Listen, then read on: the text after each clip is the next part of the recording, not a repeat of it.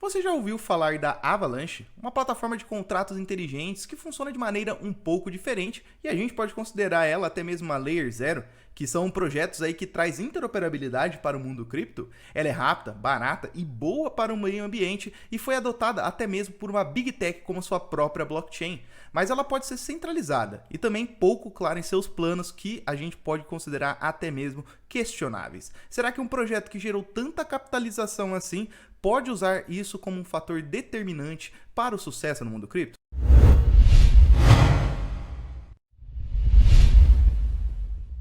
Primeiro, a gente precisa entender da onde que originou-se aí o projeto. Ela foi fundada por três desenvolvedores. O Emin Gunsider, que ele foi professor da universidade aí de Cornell, e digamos que dos três é onde que a gente deve um pouquinho mais de atenção.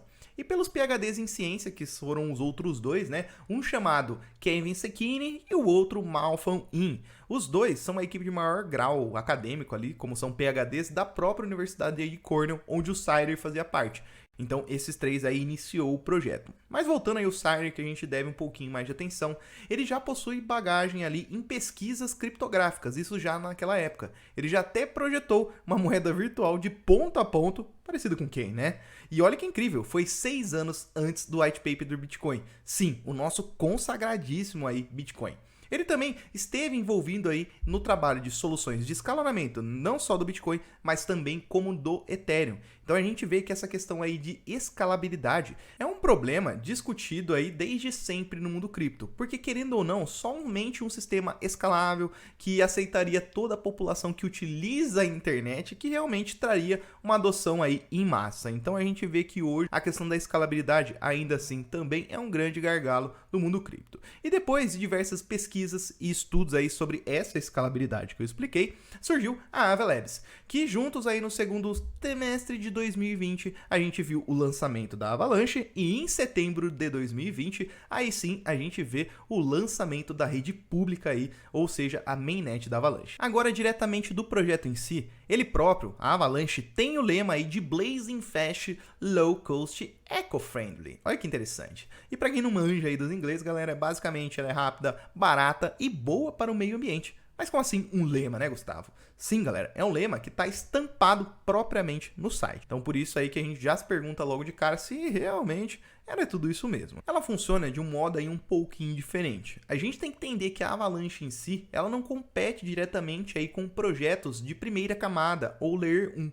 E para você que não sabe o que é, a gente tem projetos de primeira camada como o Ethereum, a BSC Chain, Phantom, entre outros, que são projetos ali que deles derivam-se dApps, entre outras aplicações, que todas as transações são registradas aí nas respectivas blockchains. Então, por exemplo, a gente entra na Phantom, toda transação, tudo que a gente faz nela é registrado na própria Phantom. Tanto é que a gente paga a transação em Phantom, que é o que não acontece, por exemplo, em redes de segunda camada do Ethereum, que a gente paga taxas diretamente em Ethereum. Então, por isso que ela não compete diretamente com o Layer 1. Ela tá mais para se enquadrar um pouquinho aí entre Layer 0. Para você que não sabe aí o que é uma camada 0 ou Layer 0, são protocolos que trazem aí características e soluções de interoperabilidade, semelhante a Atom, Polkadot, onde nela a gente consegue construir novos modelos de blockchain e nela aí ser parecida com uma Layer 1. Então é a mesma coisa se eu tivesse uma rede antes do Ethereum que eu pudesse construir a rede do Ethereum. Então isso é bem interessante, porque além disso, a gente construiria aí diversas redes dentro aí dessa Layer 0 e todas se comunicariam. Então por isso que ela é semelhante a Atom e a Polkadot. E só para você que não entendeu esse conceito de Layer 0, basicamente hoje, galera, a gente tem uma grande lombada aí nessa viagem da interoperabilidade do mundo cripto, onde redes diferentes, como a do Ethereum, não fala com a do Bitcoin, onde temos aí que utilizar caminhos alternativos que utilizam modelos de liquidez alternativas também aí para conseguir movimentar dinheiro entre elas. Como fruto disso, a gente tem o próprio embrulhado do Bitcoin, o WBTC, que ele é um token embrulhado do Bitcoin. Basicamente ele não é um Bitcoin, ele é um token que representa o Bitcoin na rede Ethereum, tá? O que mostra o fato aí da gente ter um gargalo. A gente não consegue literalmente movimentar um Bitcoin diretamente aí para a rede Ethereum. Então, projetos com Layer 0, a gente integra um pouquinho dessa interoperabilidade.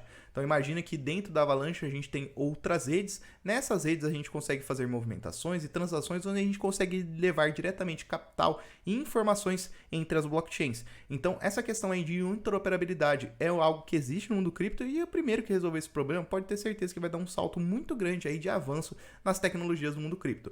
Porém, a gente tem esse grande problema hoje que fragmentam o capital, ou seja, você deixa um pouquinho de dinheiro no Ethereum, deixa um pouquinho de dinheiro no Bitcoin. A gente tem essa fragmentação de liquidez porque diversos projetos aí não se comunicam. Então, projetos como a própria Avalanche, Cosmos, Polkadot quer trazer essa solução para o mundo cripto. E a Avalanche também está seguindo essa linha. Vamos ver se está indo, né, como planejado. E como que a blockchain funciona? Vamos lá para entender um pouquinho dos quesitos técnicos, que é bastante interessante o funcionamento, mas é claro aí na teoria. Mas bora lá. Ela não é uma blockchain, basicamente. Ela é como se fosse um conjunto de 3 blockchains. A primeira dela é a Exchange Chain, ou a X-Chain. Ela serve basicamente aí para a criação de ativos nativos da Avalanche e para transações. Então, por isso que ela é até mesmo considerada a porta de entrada. Então, para a criação de tokens, bem que a galera vai passar aí pela X-Chain. E ela é uma AVM, que é uma linguagem padrão aí da Avax para criar esses ativos nativos, semelhante aí ao padrão ERC20 da própria rede Ethereum, ou seja, a maior. Em segundo, a gente tem a P-Chain, ou a Platform Chain, que é a blockchain da plataforma principal aí, Avalanche, que serve aí para o processo de staking, que é aquele processo que você pega seus tokens, trava aí na rede. É claro que você está incentivando para o processo de validação, mas é o processo aí de você colocar seus tokens, travar e receber algumas recompensas por isso. Basicamente é essa a premissa aí do staking. E coordenação aí de delegadores. A gente tem o poder aí de participar da governança, por exemplo, mesmo com menos impacto. Só para você que não sabe, a governança era um medido de voto aí para a tomada de decisões do próprio projeto. Só para simplificar um pouquinho o entendimento, imagina que você trabalha numa empresa. Seu patrão chama você, todos os superiores ali, para participar de uma reunião para decidir um projeto da própria empresa em si. Cada poder de voto ali de cada integrante dessa reunião, ele meio que vai ser medido pela quantidade de dinheiro da carteira que você tem. Então, meio que para a governança de projetos no mundo cripto, é meio que tem isso. Contabiliza aí a quantidade de tokens que a galera tem na carteira aí para impactar na governança. E a gente tem o poder aí de delegar. Então a gente coloca o nosso poder em cima aí da galera que tem uma governança um pouquinho maior. Mas basicamente é isso, tá? E com ela também é utilizada aí para validação e construção de novas blockchains customizadas. Por isso que ela lembra bastante aí e é semelhante a Polkadot e suas parachains, por exemplo. Em terceiro, a gente chega aí na blockchain C-Chain, que é a blockchain aí para contratos inteligentes desse conjunto aí das 3 blockchains da própria Avalanche. É nela que a gente tem o processo aí de conversão do que está em EVM para Avalanche. E para você não sabe o que é EVM, galera, o EVM é um padrão aí do Ethereum. Então, o Ethereum Virtual Machine. Então, a gente consegue ver e utilizar ela na nossa querida e famosa MetaMask. Ela serve também aí como uma ponte entre essas duas redes. Mas por que uma ponte aí somente com a Ethereum, né? A Ethereum, para você que não sabe, ela foi a pioneira aí no desenvolvimento de contratos inteligentes. Então, a massa de desenvolvedores, a atividade no mundo cripto está na rede Ethereum, não tem o que fazer. Então, construir um modelo que seja compatível com essa linguagem, que chama-se de Solidity, que ela é uma linguagem de programação utilizada aí e é bem semelhante à utilização da linguagem de programação conhecida já dos desenvolvedores do mercado tradicional, que é a JavaScript. Então, por isso que a Solidity acaba sendo tão amigável e tão um pouco mais fácil aí para o desenvolvimento dos próprios desenvolvedores dentro do mundo cripto. Então, por isso aí que adequar a esse padrão realmente acaba sendo muito interessante, porque querendo ou não, nenhum desenvolvedor vai querer ir para a blockchain aí do zero para aprender uma nova linguagem de programação do zero, que infelizmente é o que acontece aí com outras blockchains, o que acaba não atraindo tanto desenvolvedores. E é esse modelo bastante interessante desses 3 conjuntos aí de redes em uma só que permite a criação de subnets. Aí sim a gente vai entrar no quesito que é um pouco parecido com a Polkadot que a gente vem falando para vocês. Então no caso seriam subredes, por isso subnets aí que utilizariam a estrutura da Avalanche baseada na Avalanche para uma construção dentro do ecossistema da Avalanche, o que é bem interessante isso, né? Um pouquinho diferente do funcionamento das Layer 2 do Ethereum. No caso aí seriam blockchains dentro do ecossistema aí da Avalanche que se comunicariam, porém elas teriam mais flexibilidade aí na sua construção, ou seja, um próprio mecanismo de consenso e também essa flexibilidade que eu falei. Então possivelmente a gente podia ver outras redes dentro do ecossistema com outros tokens aí nativos, porém construído aí dentro da estrutura da própria Avalanche. Então por isso que ela lembra um pouquinho aí a questão da Polkadot e também um pouquinho aí da questão do ecossistema da Cosmos. Por todos esses aspectos, ela fica numa linha bem tênue aí de competitividade, tanto com Layer 1, tanto com Layer 0. Por isso que é bastante interessante aí a gente acabar comparando com Polkadot e suas parachains. E o interessante é que tudo isso apresentado só foi permitido aí pelo modelo de consenso da própria Avalanche. E só para vocês entenderem um pouquinho o funcionamento, a blockchain ela faz uma pré-seleção das confirmações antes de ser registrado na blockchain. Isso daí até pareceu válido, porque em testes apareceu a Avalanche aí apresentando 4.000 TPS. Em comparação, só para vocês terem noção, o Bitcoin ele atinge em torno aí de 7 TPS, uma vez mais, outra vez menos, por conta das movimentações até mesmo mais, e também 14 aí por parte da Ethereum. E para você que não sabe, o TPS ele é uma unidade de avaliação da velocidade da transação. Então, TPS seria transações por segundo. E a gente consegue ver aí como que a rede está caminhando em questão das velocidades das suas transações. Isso também traz um conceito aí de escalabilidade, porque para uma rede ser escalável, ela também tem que ser rápida. Então isso daí é bastante interessante. E poxa, trazendo tudo isso, não é à toa que a gente começa a pensar que tudo isso faz a Avax de um projeto interessante, atrativo, flexível e de enorme potencial. Mas será que tudo isso faz sentido na prática? Por que a gente não vê tração nesse modelo? Por que a gente não vê a Avax brilhando? Tá atraindo olhares, tá atraindo dinheiro? Mentes brilhantes e estrutura com certeza trouxe atratividade de capital. E como que a gente pode constatar isso? Ela captou investimento de grandes VCs. Para você que não sabe o que são VCs, são Venture Capitals, são empresas que arriscam seu capital, principalmente em startups, projetos aí que estão começando, na chance que eles se valorizam e eles se paguem lá na frente, né? Então por isso que são Venture Capitals, capitais de risco, são investimento de risco, mas é bastante interessante, porque se a gente vê grandes empresas investindo em um projeto, pode ser aí que com certeza alguma coisa de atrativo tem para eles especularem aí a questão da valorização. Então, captando esse dinheiro de VCs lá em 2019 ainda, antes do seu lançamento, conseguiu captar em rodadas aí de VCs em torno de 6 milhões de dólares.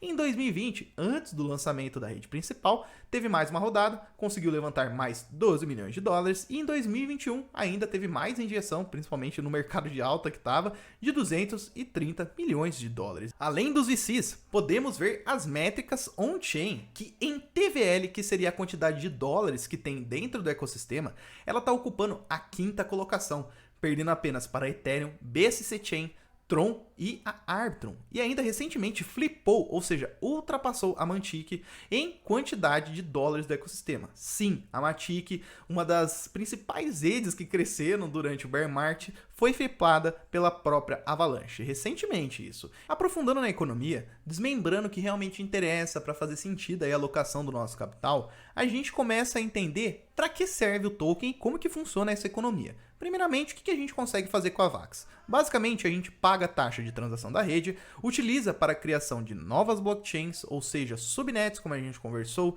para delegação, staking, governança, como eu expliquei para vocês também, e serve também como uma moeda base para diferentes tipos de redes, ou seja, até para a construção de liquidez, com certeza aí a gente pode ver o Avax sendo inserido. Na distribuição, temos uma política aí um pouco agressiva para ser considerada, onde 50% está destinado para recompensas de stake. Então, para a galera que vai lá e coloca seus tokens, 50% de todo o suprimento total está destinado aí para essa galera receber como recompensa. A gente também teve alocações de venda privada, pública, VCs, como a gente explicou o que são VCs, parcerias, time, que a propósito tem 10%, eu achei até que uma parcela um tanto quanto baixa, né? Comunidade e a própria fundação. Já conseguimos ver aí que a Avax é um token altamente inflacionário, com alta emissão de tokens, e também vemos diversos projetos com a mesma premissa. O que a gente tem que começar a questionar, por que esses projetos partem por essa política? Galera, a gente tem que entender que realmente isso daí é para gerar atratividade. Não tem o que fazer. Fica bem simples da gente entender que quando um usuário vai lá porque tá pagando bem, ele acaba atraindo outro usuário, que acaba atraindo outro usuário. Então, basicamente, são altas recompensas no começo para gerar o quê? A atratividade pela rede, ou seja, mais usuários utilizando. Um outro questionamento que a gente deve fazer é como planeja reduzir a inflação aí desses tokens e recompensas, e isso mantendo a atratividade desses usuários. Porque também a gente tem que questionar outra coisa. Após a emissão total, como que um projeto aí vai trazer mais valor para o próprio token, onde o valor está construído na questão das recompensas? Isso daí acaba gerando questionamentos bastante interessantes. Então a gente começa a ver o quê? A AVAX ela tem emissões lineares de token aí de mercado até 2030. Então até 2030 a gente vai ver uma inflação aí da AVAX. E após atingir a emissão total dos 720 milhões aí de AVAX, e hoje temos aí em torno de 400 milhões de tokens, para ser mais exato, 48,43% aí que está disponível no mercado.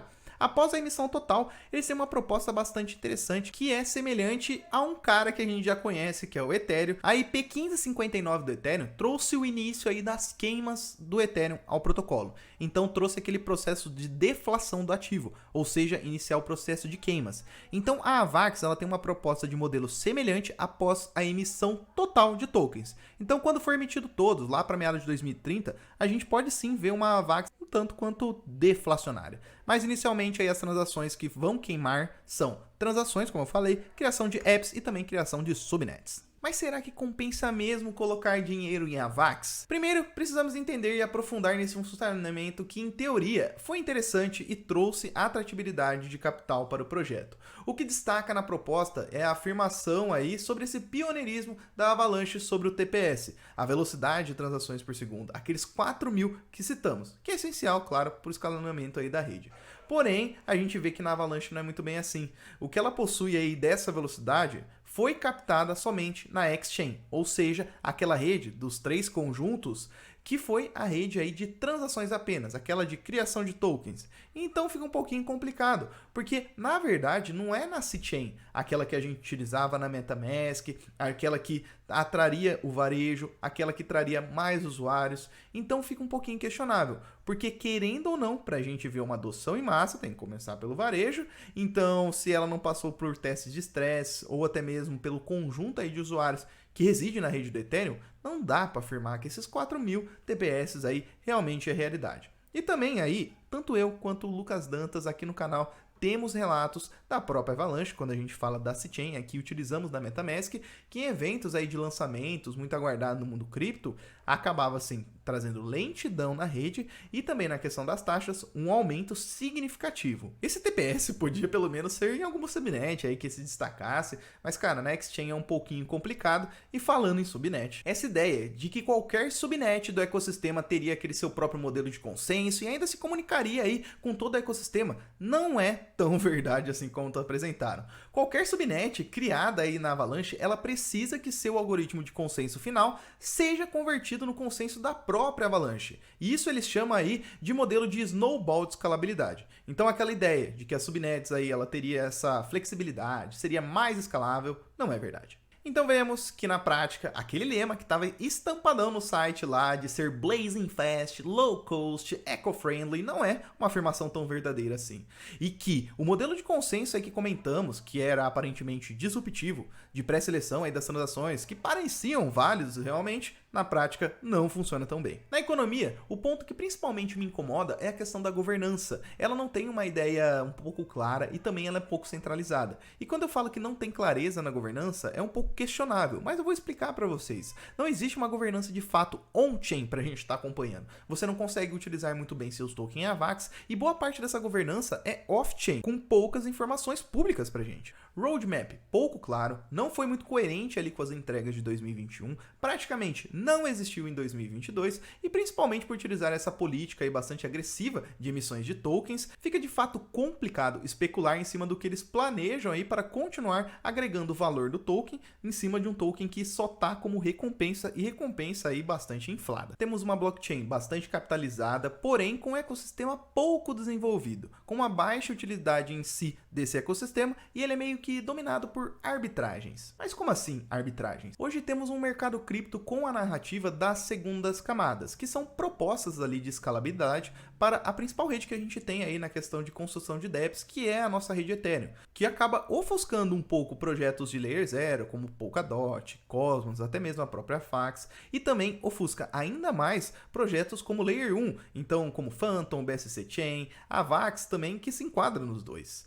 Porém, ainda existe aquele pensamento que para no mercado cripto, que se essa narrativa de Layer 2 não for vingar, descobrirem que não vai dar certo isso daí, e é aí que a Vax entra na filinha, trazendo especulações que se a narrativa também aí não der certo, que essa narrativa atual de Layer 2, a Vax está na fila também aí das próximas tendências, que seja de Layer 0 ou que seja pela Layer 1. Outra narrativa que pode estar movimentando aí um pouco o ecossistema é a narrativa de airdrops. E por que eu falo isso? Porque nesse ano a Vax teve um aumento aí na sua base de usuários de 154%. E aprofundei em saber o que ocorreu. E antes podíamos ver que esse movimento estava partindo aí de Trader Joe, que é a principal DEX aí da rede C-Chain, ou seja, da rede que a gente utiliza ali pela MetaMask. Então, muitos usuários, assim como nós, utilizam aí a Trader Joe para negociações dentro da Vax. Então, podia ver que esse movimento partia de fato aí da Trader Joe. No entanto, esse ano aí conseguimos ver um movimento um pouco diferente. Vemos que esse movimento partiu aí principalmente da Stargate, ou seja, 73% do volume diário partiu da Stargate. E a Stargate, ela é um protocolo do mundo cripto que é uma ponte, ela é uma bridge. Então ela é responsável aí por auxiliar protocolos no transporte de ativos entre as redes. E a Stargate, ela é da Layer 0, que também já saiu aí vídeo no canal, mas é um protocolo aí de interoperabilidade do mundo cripto que rola essa especulação aí do airdrop. Então, o projeto de Layer 0, ele também é compatível com a Avalanche, e como rola essa especulação aí do airdrop, podemos entender que a Avalanche pode ser uma alternativa às altas taxas da rede Ethereum. E eu tirei essa conclusão aí em base no aumento de dólares na rede, confluindo com a atividade partindo da Stargate e a compatibilidade no projeto aí do ecossistema com a própria Layer 0. Então, todos esses pontos aí, a gente acaba vendo aí que essa narrativa de airdrop pode estar movimentando aí um pouquinho a própria Avalanche. Então, sabemos que no mundo cripto, a capitalização não é um fator determinante para o sucesso de um projeto, principalmente quando a gente fala de longo prazo. Porém, o mercado cripto é muito novo e não podemos prever o futuro. Então, o projeto, acompanhar narrativas é fundamental para a gente entender se o projeto ainda faz sentido ou pode ser engolido do mercado. Por isso que a gente não pode tirar o olho, ainda mais quando a gente fala de uma sobrevivente aí de tanto tempo do mercado cripto, entre altas e baixas, que é a Avalanche. E vocês acham que eu esqueci da Big Tech que comentei ali no início do vídeo? A grande Big Tech que fez uma parceria com a Avalanche é a AWS. Ela definiu aí de fato aí a Avalanche como a sua blockchain para testes ali dentro do seu servidor. Então é bastante interessante a gente ver uma parceria tão forte assim, porque é um grande nome no mercado cripto. Trouxe movimentação aí no dia do anúncio, porém a gente viu que não foi um impacto principal que precisa aí para o andamento e desenvolvimento da blockchain. Mas realmente a gente já vê aí que uma grande empresa, pelo menos aí, está utilizando a blockchain da Avalanche. Que seja para testes ou que seja para desenvolvimentos futuros, essa parceria com certeza é importante. Mas muito obrigado pelo vídeo de hoje, galera. Aqui é o Gustavo dos Insalubres e espero que tenha gostado do vídeo de hoje. Se gostou, deixe esse like aí que ajuda demais. Se inscreva no canal. Não se esqueça, de segunda a sexta a gente traz lives 10h30 da manhã. E para você estar acompanhando aí, vem aqui e também ative as notificações. Também quero saber de vocês, se vocês querem que eu traga um vídeo aí sobre Stargate ou Layer 0. Deixe aí nos comentários o que acharam e compartilhe com os amigos. Forte abraço e falou!